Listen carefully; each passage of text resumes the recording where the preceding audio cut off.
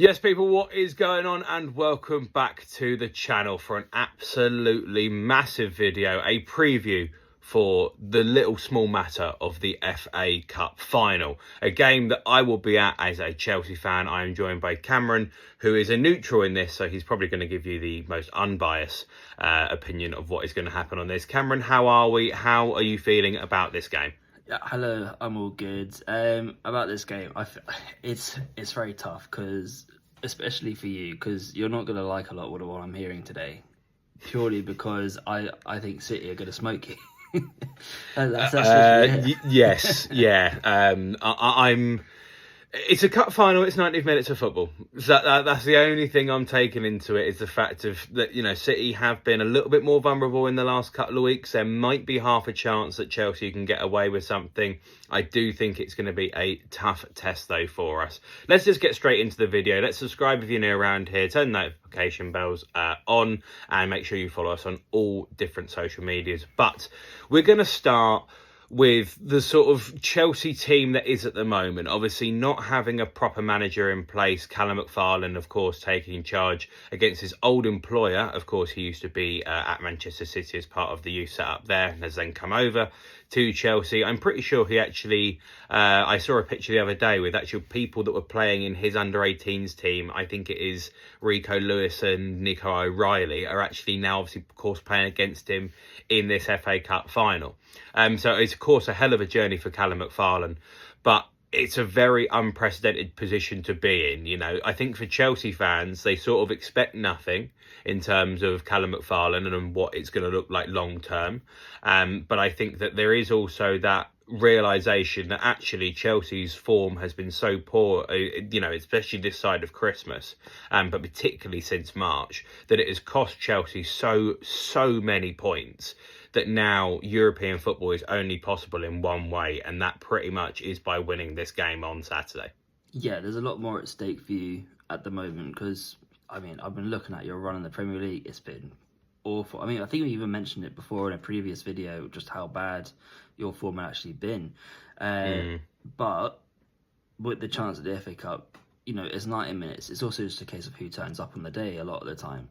You know, we've also seen City lose a couple FA Cup finals to underdogs over the years as well.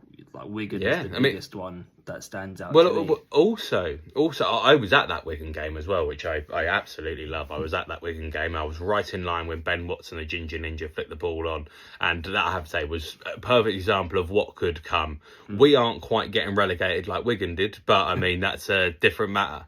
But even, you know, saying shut up. But the idea actually that City have lost FA Cup finals, you know, to smaller teams. It was Palace last year, and it was a bang out of form Man United team before that. You know, we could potentially be in a position where if Chelsea do manage to somehow upset the odds, Manchester City would have lost 3 FA Cup finals in a row. Do you know who the last team to do that was? I want to say Arsenal, hoping it's true. It's Chelsea. Lost to Arsenal, lost to Leicester, lost to Liverpool. I can't remember what exactly the order was, but yeah, lost 3 in a row. And it's something that, again, you wouldn't associate with Pep. You know, you wouldn't associate with everything that comes with it. And going back to Chelsea and the Callum McFarlane stuff, I think a lot of people, again, forget Chelsea fans and forget what they're thinking. I think from a neutral perspective, I think a lot of people are going, this is a free hit, and this is sort of Callum McFarlane's way, and a fair few of these Chelsea players' way, to sort of put themselves in a shop window. And I think Callum McFarlane won't be at Chelsea next year. I'll be honest with you, I'd like to see him go and get an appointment somewhere else where, you know, in probably the men's game rather than going and doing youth football. But obviously, that's down to him. But I think that, again, a lot of people are going as, look, if you do go and upset the odds here and beat this Manchester City team, this will go down in the history books for the club, but more importantly for individual players as well. And when there's a World Cup coming up, and especially with Callum McFarlane as manager, looking to try and get himself something maybe a bit more permanent, a little bit more money, looking after his own future, that's a real sort of carrot in front of a carrot dangling in front of you sort of moment. That's really potentially a massive thing for Chelsea in this game. And you know, the expectation is, of course, that Chelsea turn up in cup finals, and obviously you saw what Chelsea did last year in that brilliant World Club Cup final. There we are. That's still a mouthful to say, but we still won it. It's been 4 years, isn't it?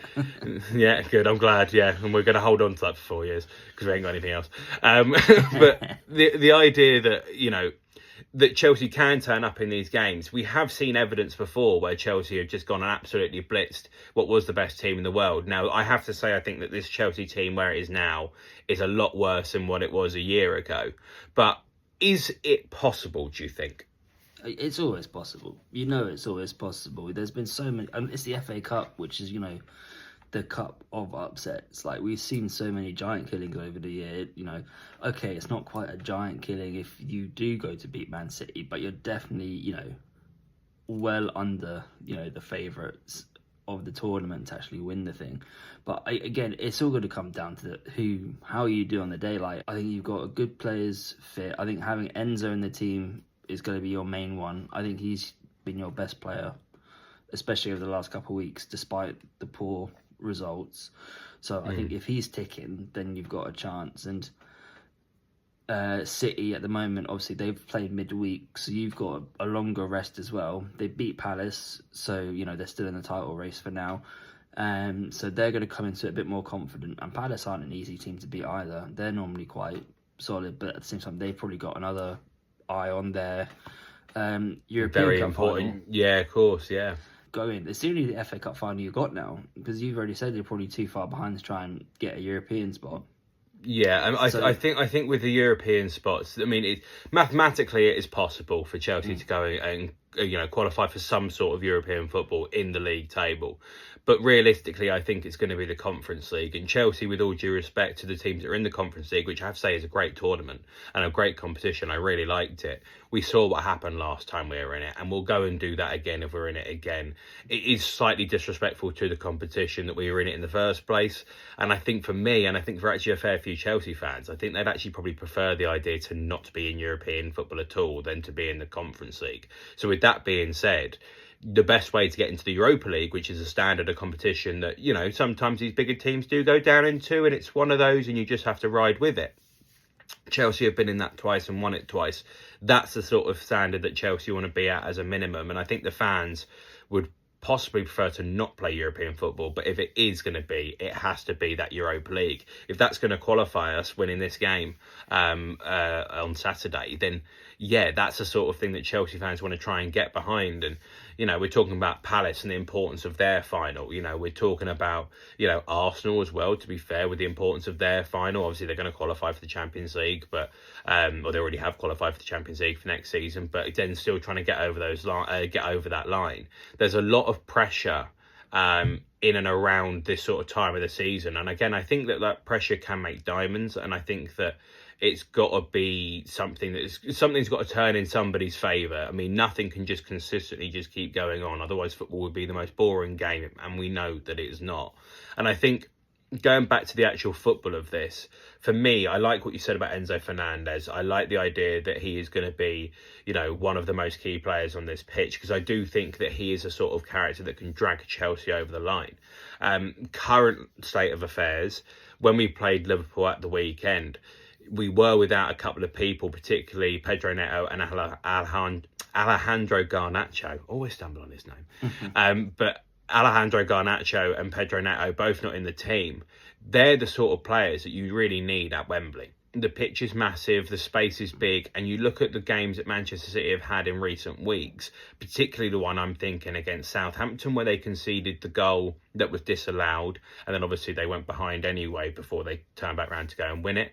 But more importantly, I'm thinking about that Everton game, and the way that the Everton goals came is about getting in behind, playing those balls in behind. So I actually like the idea of it being Enzo Fernandez picking up those pockets of space. Potentially he's playing as a number 10. He might play as more of a number 8, but time will tell with that one in terms of who goes where. Palmer might be out wide.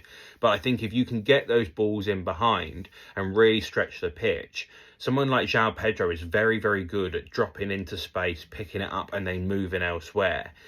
if you can either get him to play the ball in behind to Garnacho, Neto, maybe even Gusto might appear up on that right-hand side at some point.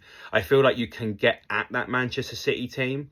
I just don't know what point Chelsea do that, because City have gone in a habit in recent, weeks and months of going through the motions in the first half and then bang, like that. Second half, they just absolutely put their foot down. I feel like Chelsea have to score first in this game, and I think that if they don't, I feel like it's just going to be writing on the wall. This game is over. Yeah, or even if you do concede first, you've got to keep it to 1. Keep yourself in the game as much as possible. Otherwise, it will just be a City smashing of you. But what's your score prediction then? I mean, I will go for the Chelsea head on, which is that I think we could beat them 1-0.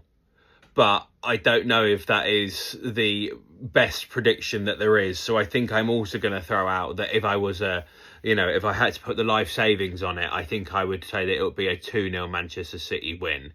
But I have faith in, a handful of these players, and, Wembley is a special place. It's a magical place. It's for magical moments. And hopefully one of those players can have a moment of magic. You've seen it before, and we can see it, and we definitely will see it again. Hopefully it is on Saturday.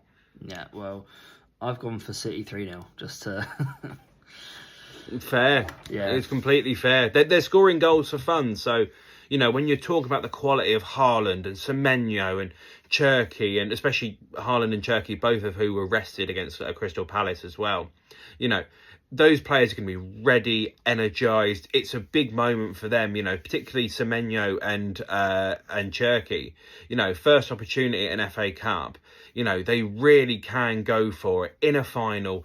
They would write their names into history if they go and score a winner or something along those lines at Wembley. It's what you dream of when you're a kid, is playing and winning cup finals on the biggest stages. And there's not many bigger than Wembley. If you grow up in England or in the UK, you know the importance of the FA Cup. Even if you don't, you still understand the importance of a cup final. And I feel like a lot of these Man City players, especially when they've had the results that they've had in previous years, have got a lot to prove in this cup final to finally get over the line and finally have that trophy in their hands. Chelsea will have to do everything in their power to stop them, and it will have to be basically moving a mountain.